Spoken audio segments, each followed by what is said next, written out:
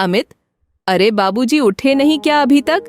Time पर दवा नहीं लेने से उनकी तबीयत बिगड़ जाती है। अमित, जरा देखोगे क्या उनके कमरे में जाकर? मैं रोटियां बना रही हूँ, सब्जी भी गैस पर रखी है, तुम्हारा टिफिन भी लगाना है अभी। जागते ही चाय चाहिए उनको, वो भी सुबह ठीक 7 बजे। अब तो 7:45 बज रहे हैं, आज चाय चाय करते किचन तक आए भी नहीं। अदिति की बातें सुनते अमित को भी आश्चर्य हुआ। बाबूजी आज अभी तक उठे क्यों नहीं? वो तुरंत उनके कमरे में गया। बाबूजी अभी बिस्तर पर ही थे, गहरी नींद में। अमित ने उन्हें आवाज दी, बाबूजी उठिए, 8 बजने को आए, आज चाय नहीं पीनी क्या? कोई जवाब न पाकर अमित ने उन्हें हिलाया और जगाने की कोशिश की, लेकिन उनके एकदम ठंडे पड़े शरीर के स्पर्श से वह चौंक गया और चीखा, अदिति इधर आओ जरा, देखो बाबूजी उठ नहीं रहे हैं। रोटी बेलना छोड़ सब्जी की गैस बंद कर अदिति तेजी से बाबूजी के कमरे में पहुंची। अमित को कुछ सूझ नहीं रहा था। बोला, अदिति देखो बाबूजी उठ नहीं रहे हैं। अदिति ने भी कोशिश की मगर बाबूजी न जागे। उसकी आंखों से अश्रु बह निकले। फिर खुद को मानो सांत्वना देती हुई वह बोली, जरूर रात की दवाओं के असर से गहरी नींद में है। ठहरो, मैं डॉक्टर को फोन करती हूँ। अदिति ने बाबूजी के रेगुलर डॉक्टर को कॉल किया। हेलो डॉक्टर साहब, मैं गीता बोल रही हूँ। डॉक्टर? हाँ गीता बोलो। बाबूजी तो ठीक है ना? परसों ही तो उन्हें चेक किया था, बीपी बढ़ा हुआ था, इसलिए मैंने दवाई भी चेंज कर दी है। अदिति, डॉक्टर साहब बाबूजी उठ नहीं रहे, प्लीज आप जल्दी घर आएंगे क्या? डॉक्टर, हाँ मैं तुरंत आता हूँ। 10 मिनट में डॉक्टर साहब आ गए। बाबूजी को चेक किया, फिर अमित की पीठ पर सांत्वना की थपकी देते हुए बोले, सुबह सुबह ही डेथ हुई है इनकी, बीपी ही इन पर भारी गुजरा, मैं डेथ सर्टिफिकेट बना देता हूँ। डॉक्टर की बात सुन अदिति हिचकियां ले लेकर रोने लगी। डॉक्टर ने उसे कहा, गीता जन्म मरण हमारे हाथ में थोड़ी होता है, और फिर उम्र भी तो हो गई थी इनकी, होनी को कौन टाल सकता है? फिर अमित की ओर देखते हुए बोले, मैं तो कहता हूँ अच्छा ही हुआ जो तकलीफ से निजात पा गए। अल्जाइमर रोग बहुत तकलीफ देह होता है, खुद पेशेंट के लिए भी और उसके नाते रिश्तेदारों के लिए भी। डेथ सर्टिफिकेट पर उनका नाम क्या लिखूं? उन्हें चेक करने आता था तो तुम लोगों की देखा देखी मैं भी उन्हें बाबूजी ही कहता था। गीता के बाबूजी के रूप में ही जानता हूं मैं इन्हें। डॉक्टर ने आगे कहा। थोड़ी देर के लिए अमित और अदिति सकपकाए से एक दूसरे का मुंह देखने लगे।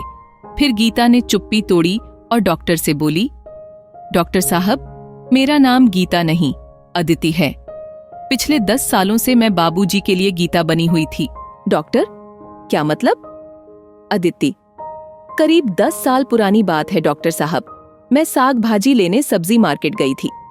खरीदारी के बाद जब मार्केट से बाहर आई और किसी खाली रिक्शे की तलाश में इधर उधर देख रही थी, तभी गीतास गीतास पुकारते एक बुजुर्गवार मेरे करीब पहुंचे और मेरी बांह पकड़ मुझसे बोले, गीता अरे मुझे अपना घर ही नहीं मिल रहा।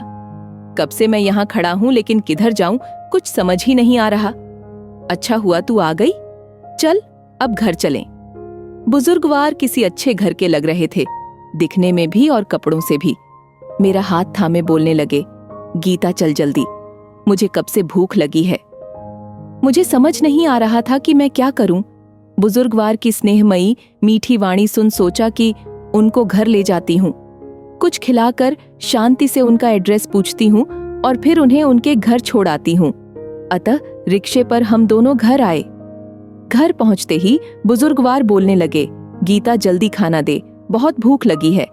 मैंने जल्दी से थाली में उन्हें उपलब्ध भोजन परोसा तो कई दिनों के उपवास से जैसे वे तेजी से खाने लगे। भरपेट भोजन के बाद मैंने उनसे पूछा, बाबूजी आप कहाँ रहते हो? याद है क्या आपको? चलो मैं आपको आपके घर छोड़ आती हूँ। बुजुर्गवार बोले, अरे गीता यही तो है अपना घर। मुझे कुछ सूझ नहीं रहा था। फिर वे बाहर सोफे पर ही सो गए। शाम को अमित के घर आने पर मैंने सारा किस्सा सुनाया। फिर अमित के कहने पर हमने न्यूज़पेपर में गुमशुदा वाले पृष्ठ पर और टीवी के गुमशुदा वाले कार्यक्रम के माध्यम से बुजुर्गवार का एड्रेस और नाते रिश्तेदारों का पता करना प्रारंभ किया। अमित ने पुलिस थाने में भी बुजुर्गवार की जानकारी दी। पुलिस ने कहा, कुछ पता चलने पर खबर करेंगे। तब तक बुजुर्गवार को अपने घर पर रखो या तुम्हें दिक्कत हो तो उन्हें सरकारी वृद्धाश्रम अथवा अस्पताल में दाखिल करवा दो। गीता गीता पुकारते हुए मेरे आगे पीछे घूमा करते। गीता आज भिंडी की सब्जी बना, आज बेसन के भजिए वाली कढ़ी बना, आज हलवे की इच्छा है, ऐसी फरमाइशें किया करते। उनकी बातें, उनका अपनापन देख सुन मेरा मन भर भर आता। बड़े हक से वे मुझे हर बात कहते जो मुझे भी बहुत भाता। हफ्ता गुजर गया लेकिन उनका कुछ पता नहीं चला। उनसे कोई हेल्प नहीं मिलती, लेकिन घर में रह रहे एक बुजुर्ग का अस्तित्व हमें खूब अच्छा लगने लगा। उनके लिए कुछ करना हमें खूब भाता। मैंने और अमित ने निर्णय लिया कि हम उन्हें कहीं नहीं भेजेंगे, अपने घर पर अपने साथ ही रखेंगे। फिर हमने पुलिस थाने में भी अपने इस निर्णय की सूचना दे दी। बस तभी से बुजुर्गवार हमारे बाबूजी बन गए। 10 बरस हो गए मेरा दूसरा नामकरण गीता हुए। आज बाबूजी के साथ गीता का भी अस्तित्व समाप्त हो गया। बोलते हुए अदिति की आंखों से पुनः झरझर आंसू बहने लगे।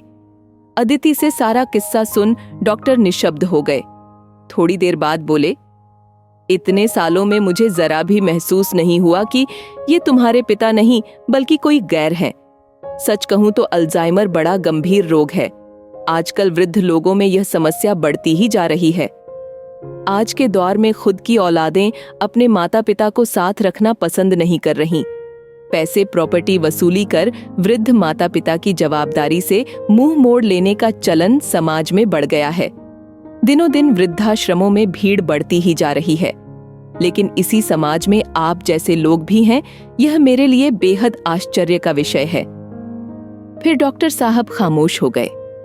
उन्होंने अमित और अदिति की पीठ पर प्यार और सांत्वना भरी थपकी दी। फिर बाबूजी का डेथ सर्टिफिकेट उन्हें सौंपा और डबडबाई आंखों से घर के मुख्य द्वार की ओर बढ़ गए।